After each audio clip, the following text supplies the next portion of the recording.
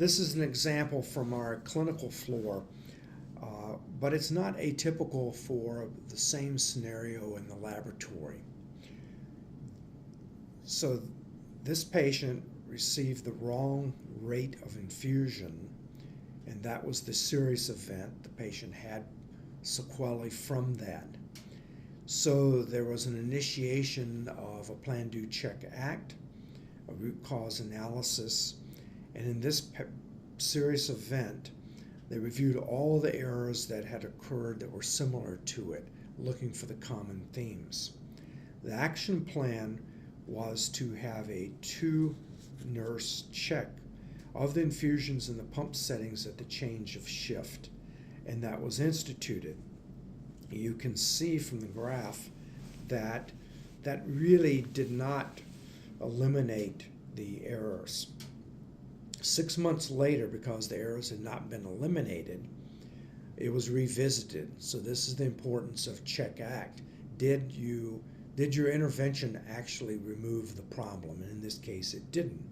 So an additional 2-nurse check was instituted to occur at the initiation of continuous infusions. And as you can see from the graph, that unfortunately didn't work either. So is that because the nurses didn't know how to check it? Probably not. They knew exactly how to check it. Is it because 2 nurses didn't always check it?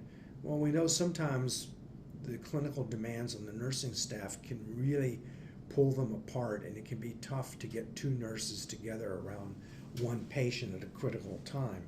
So that could be one explanation, but in general, we've tried 2 people checking twice, and that really didn't solve the problem.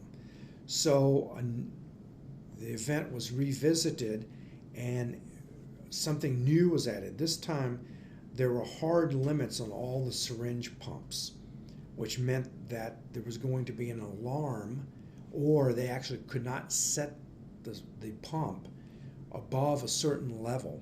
And this is fairly complicated because in a pediatric setting, the same pumps may be giving IV fluids to a 24-week-old preemie or to a 20-year-old 250-pound patient. And so there are programmable ways that you can have the pumps accommodate that. And we instituted with the 2RN check documentation that the 2 had done it.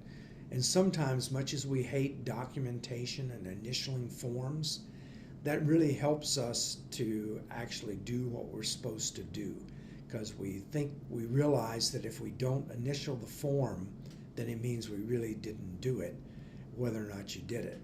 So this is really a great example of Plan, Do, Check, Act, and an example of measuring the effectiveness of your intervention to ensure that what you thought was going to fix the problem actually fixed it. And that's tough. It takes a lot of extra effort, but it's the only way to have the problem decreased in prevalence or eliminated from your system.